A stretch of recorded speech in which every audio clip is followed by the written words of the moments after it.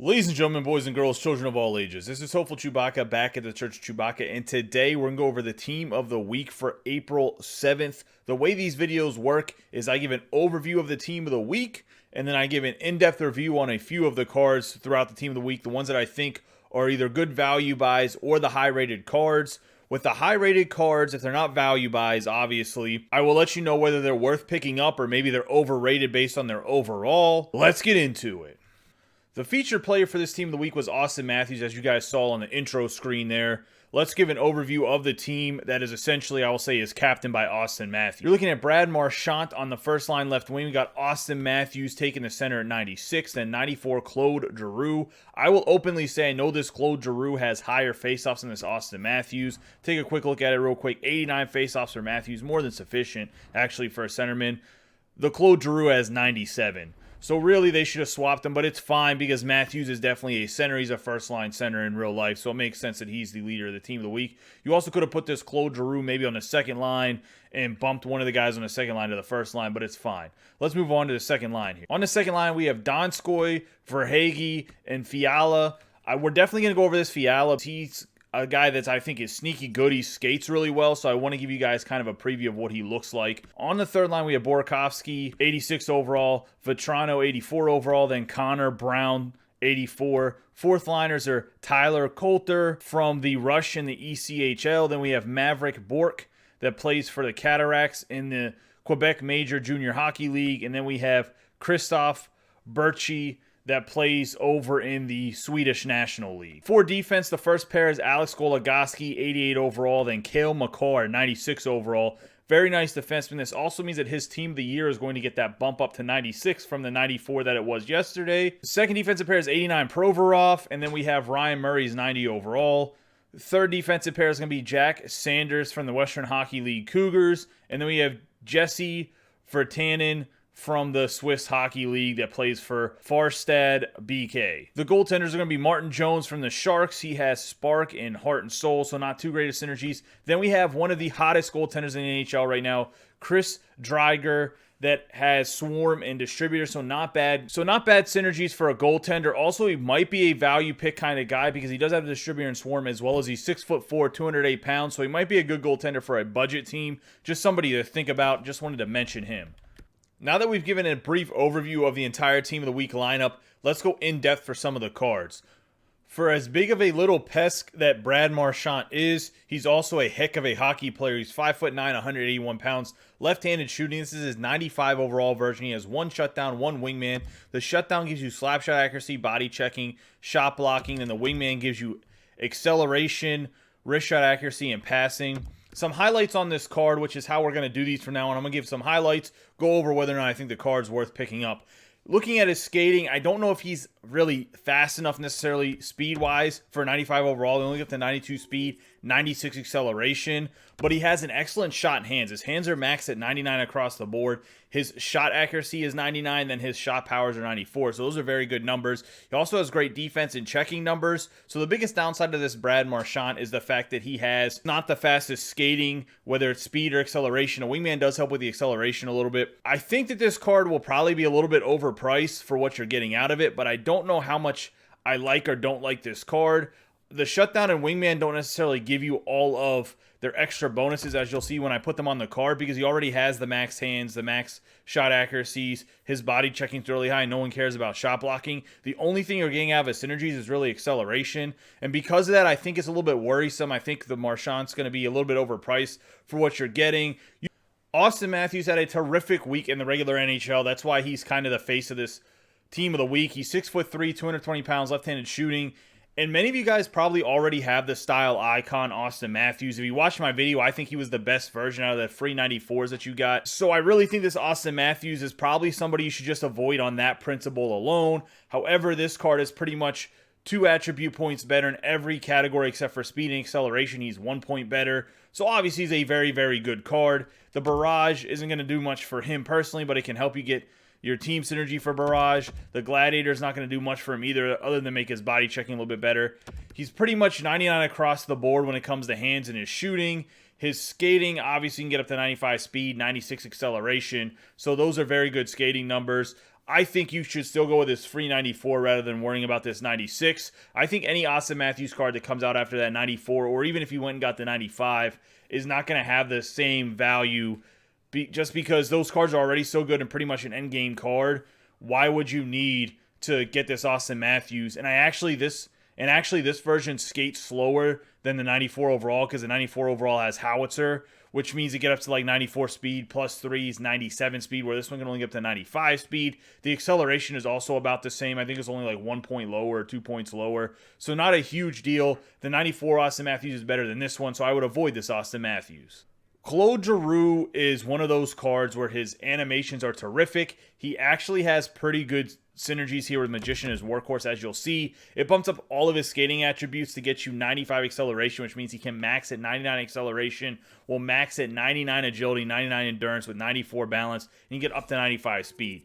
That's making him an excellent skater. He has max hands, 99 across the board. He's a card that traditionally has gone for a much lower price than I think what he's worth.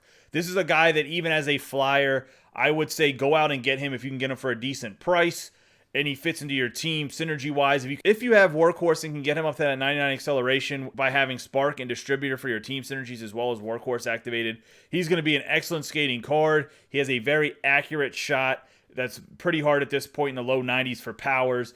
Maxed hands, his body checking's a little bit low, but he can play center at any of your 4 lines, 97 faceoffs. I give this Claude Giroux a big thumbs up. Somebody to go out and get if you can afford him and he fits into your team synergy-wise.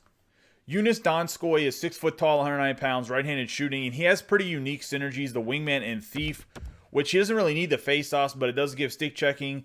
I'm not a huge fan of wingers that have Thief because you're only really getting the stick checking out of them. However, with the Wingman, he can play all the way up to 94 acceleration if you also have Spark. His shooting's not great. His hands aren't great. I would avoid this Donskoi unless he absolutely just completes Wingman and Thief. I think he'll be relatively low price for his unique synergies, though, which could make him a little bit of an interesting pickup. But overall, almost all of his attributes are in the high 80s. His skating can get a little bit better with some team synergies, and obviously some of his player synergies do help, like the Wingman. But overall, high 80s card, which makes sense because he's an 87. But I think if you can get him at the right price, he fits your synergies, he might be an okay pickup. I wouldn't necessarily go out and get him, though. Like, don't go out of your way to pick him up. Carter Verhaeghe is just too slow of a skater. I mean, we could go over the card a little bit more. He can get up to 91 speed with the howitzer. But overall, too slow of a skater. He only has 80 faceoffs, so you can't really even use him at center. I think this is a card you have to avoid, even though he's a pretty decent size at 6'2", 180 pounds. And Howitzer and Light the Lamp are definitely not bad synergies. They help with his shot. But skating-wise, can only max at 89 acceleration. Have the 91 speed. Budget card, if he fits Light the Lamp and Howitzer and completes those things for you, maybe put him on the 4th line, on the left or right wing. But overall, I think he's pretty much a card to avoid, even at a low price. Kevin Fiala is this card that I think is a sneaky good pick. Now, with Light the Lamp and Passing Playmaker, as you can see, his hands get a huge upgrade to pretty much being 94 across the board. He does have good slap shot, wrist shot accuracy with his player synergies. And then you're looking at if you have Spark and Distributor, you can get up to 93 speed, 94 acceleration. Those are pretty good numbers. With the Passing Playmaker, he actually gets his stick checking up to 94 with 89 defensive awareness. Could definitely be a good, like, scoring third line winger. I think he's just kind of one of those guys that you don't realize how good of a skater he is until you actually pop into the card, which could make him very good value because a lot of people aren't Minnesota Wild fans that really know about the guy. I know he used to play for the Predators as well, but I do think that Fiala could be a guy that you could sneak into your lineup, assuming you have the synergies activated for him, and be relatively good, especially on like the 3rd or 4th line. Andre Burakovsky is going to be the last card we go over for the forwards. And the only reason I want to mention him is because he does have Workhorse, which I think is a very good player synergy, but that allows him to get to 94 acceleration, get to 90 speed. The rest of his attributes are only in the mid-80s. However, he's going to be very, very good price for a guy that has the Passing Playmaker and Workhorse. So it's just something to think about with Spark and Distributor. I think it'd be kind of sneaky good on a budget team, especially at his size of 6'3", 201 pounds. He is left-handed shooting, just something to keep in mind. He will probably be guys on budget teams that you'll see me probably recommend here or there if Passing Playmaker or Workhorse can get filled out, especially if he fills out Workhorse for a budget team. I just think he's one of those players, good size, and his attributes aren't the best, but for an 86, he's probably going to be $25K, which maybe even less. And at that price, I think he might be worth the pickup. Kicking off the defenseman is Alex Goligoski, and he already has his synergies activated because when you play the team of the week this week, these are going to be two of the players' synergies activated. He's 5'11", 185 pounds. Plays for the Arizona Coyotes, was a long-time Penguin. Pretty good defenseman in real life. I think he's always been a kind of underrated guy. Always been like the fourth or third guy. Always been like the third or fourth best guy on the team. Looking at his skating, he can get up to 91 acceleration. As you can see, he gets up to 93 speed with the speedster, then all the way up to 96 speed with distributor. So somebody that could be very fast defenseman. Has a hard shot with the speedster and the gladiator activated. Not very accurate. Above average hands for defenseman, actually way above average in the low 90s. His defensive awareness and stick checking at 94, 92 is a very good number with 92 discipline. Not the best shot blocker at 88 or body checking 87. Goligoski, I think, though, people are going to see the 88 overall on his card, not realize he has speedster early on. I think you'll get him for a very good price. If you can get this guy for about $60K, I think he's worth the pickup. I've always liked playing with Goligoski, but slightly biased. He kind of developed into a very good defenseman under the Penguins, and he obviously went to different teams afterwards to extend his career because the Penguins couldn't afford to sign him. However, I obviously have a soft spot in my heart for Goligoski. Cale Makar's an absolute beast. If we're doing Chewy ratings, I would give this man 5 Chewies. He has distributor, has passing playmaker. The passing playmaker really doesn't help him that much as the categories already pretty much have 99 other than the slap shot accuracy.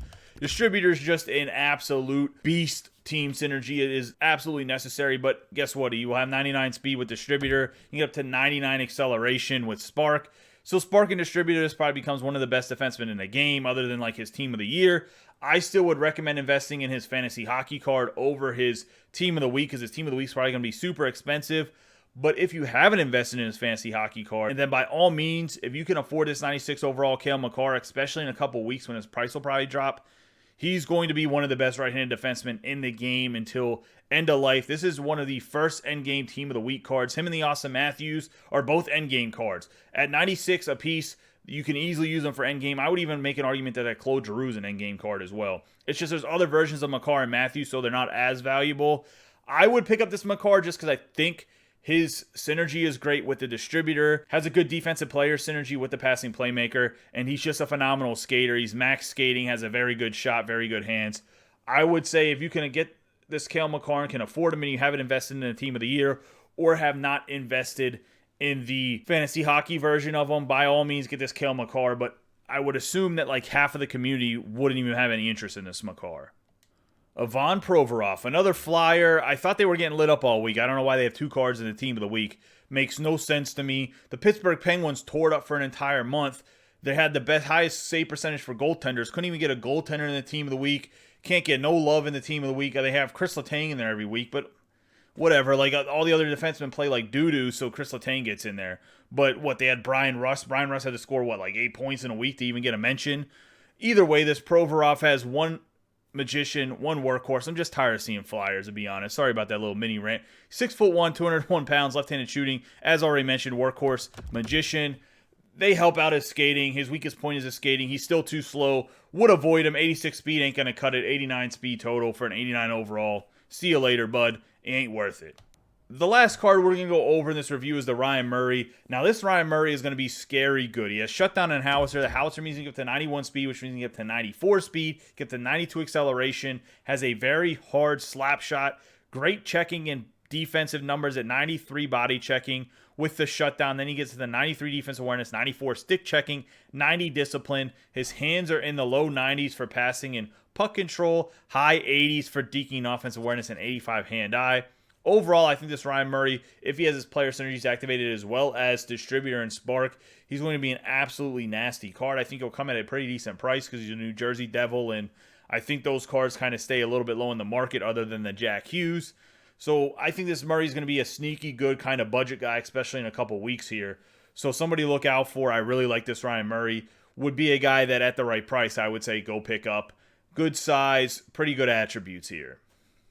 That's going to wrap up the review of this team of the week for April 7th. We did an overview of the entire lineup, and then we kind of went inside some of the cards, looked at some of their attributes, let you know whether they're probably going to be overpriced, worth picking up, how the community might respond to them. Let me know what you guys think of this team of the week. This is by far the best team of the week that's come out. Finally, they give you 3 elite cards in the first line. They give you some elite defensemen, especially the Cale Makar and Auston Matthews. Those are endgame cards. I would make the argument that Claude Giroux is too, based on his faceoffs as well as his acceleration and his shot. The Marchant is quite not an endgame card, in my opinion, at the 95. But let me know what you guys think. Comment. As always, I appreciate all of your guys' support. Don't forget to subscribe, like, and share this video with any of your friends that play NHL 21. Hit that notification bell so you know when I'm uploading more videos. You guys have a great day and be safe.